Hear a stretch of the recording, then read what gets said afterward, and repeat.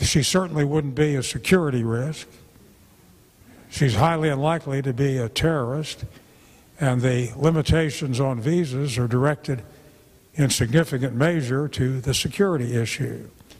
Now, when I wrote to Secretary Chertoff, a man whom I know personally, he had been a judge on the Court of Appeals for the Third Circuit, and I've known him socially and got a good answer from him that they were taking a look at it to investigate, well, why the rejection rate was what it was.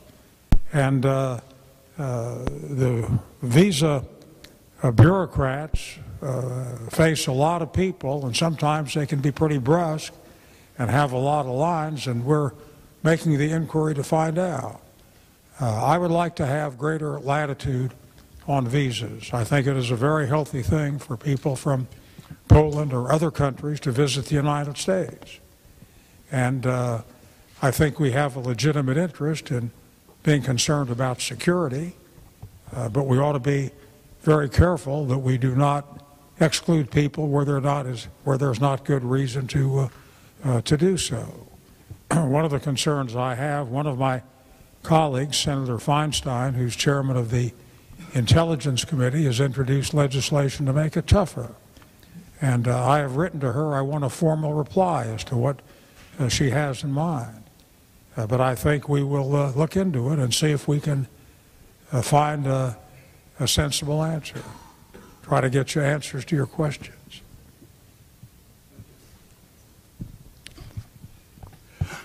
I just got done over the weekend going to the tea parties. And of course the thrust of that was spending. I'd like to know how you possibly justified voting for that spending bill with 9,000 earmarks when a country's broke. I mean, there's no justification for it. You were wrong. The gentleman is referring to the stimulus legislation, and there were no earmarks in the stimulus bill. You're not correct. There are a lot of earmarks in the budget, in appropriation bills, but not in the stimulus package. I voted for it because Vice President Cheney came to talk to senators and said that when President Bush wanted the $700 billion for TARP, that if he didn't get it, that there would be turn Bush into a modern-day Herbert Hoover. And when Obama came up with the stimulus package,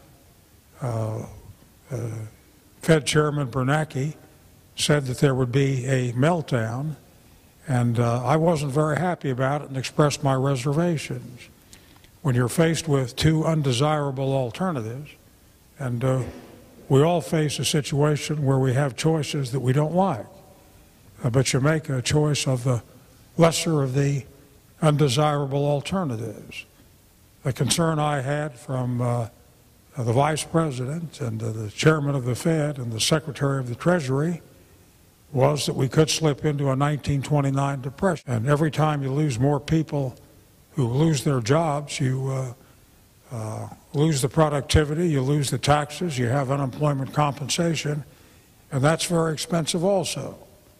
So it's a matter of calculating where the greater expense is and which alternative is the lesser of the undesirable alternatives. It was a judgment call on my part. Next question. Yes, sir. Sometime, the gentleman was referring to the visa waiver requirement. Oh. Some time ago, I imagine about 3 years ago or something like that, you had a bill in Congress which was the S4 bill, and there was an amendment attached to it by Rick Santorum, which passed for the Polish visa waiver. At the same time, either Maxine Walters or the other girl from California, the senator in the House of Representatives, they put an amendment in that bill which required that any country that had a 10% reject rate on visas would not participate in the visa waiver program. So my question to you is, since it came up now, why would you sponsor a bill or suggest that any country that had 3%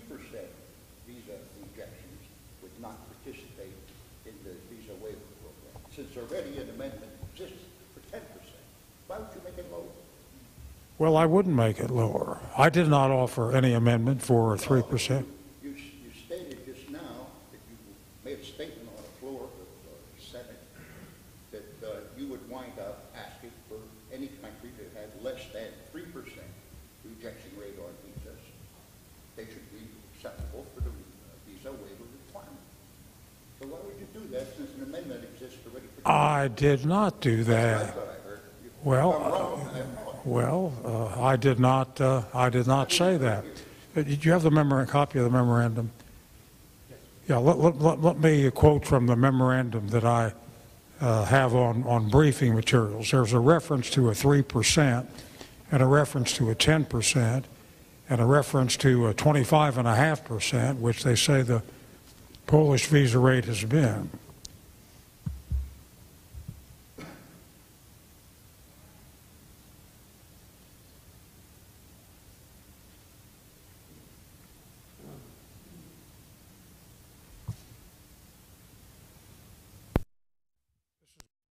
The briefing materials say.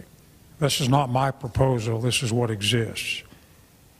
In general, a country cannot be admitted to the visa waiver program if 3% or more of its applications for U.S. visas was denied.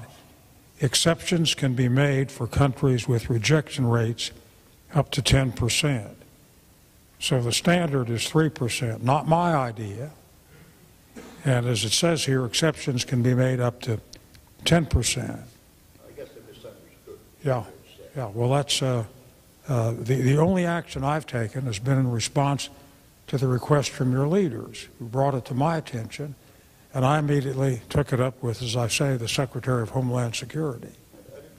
May I have another question? Sure. I looked up a little bit on your voting record, so I made myself a few notes there. There was a Senate amendment, 4347, earmark moratorium. It says, vote to waive the budget act to provide for consideration of an amendment to establish a one-year moratorium on earmarks. You voted no for that amendment. Why? Because I believe that if the earmarks are properly directed, that they ought to be maintained. I worked for an earmark, for example, on Children's Hospital. And Children's Hospital had an opening ceremony today. And the funds are in the Department of Health and Human Services with the bureaucrats in Washington. And I think I know more about what's going on in Pittsburgh than the bureaucrats in Washington. And if an earmark is requested where I stand behind it and I say what it is for, and it's transparent, then it can be judged. Would you vote for a transparency bill on earmarks? Oh, yes, I have. Everybody would be well aware of what these are. I would vote for it and have, and believe it ought to be on the internet. May I have one more question? Sure. We let some other people ask questions, and then we can get Okay. Senator, I have a question. Maybe somebody else is working. Senator, many of us in the room here are members of fraternal benefit societies. Polish Falcons of America. Joe is a director for the Polish National Alliance, Polish Roman Catholic Union, Polish Women's Alliance, and many others. In 2005, the Joint Committee on Taxation recommended that the fraternal societies, the tax exemption on fraternals be removed, and that we would no longer be considered tax-exempt organizations. And that was a recommendation of the Joint Committee in 2005. Since that time, the Fraternal Benefit Societies, as a united organization, has lobbied and fought vigorously to protect the exemption because of all of the charitable and all of the things that we do in the community as fraternal organizations. So my question for you tonight is, can we have your pledge and your position that you will help retain our exemption as nonprofit tax-exempt organizations and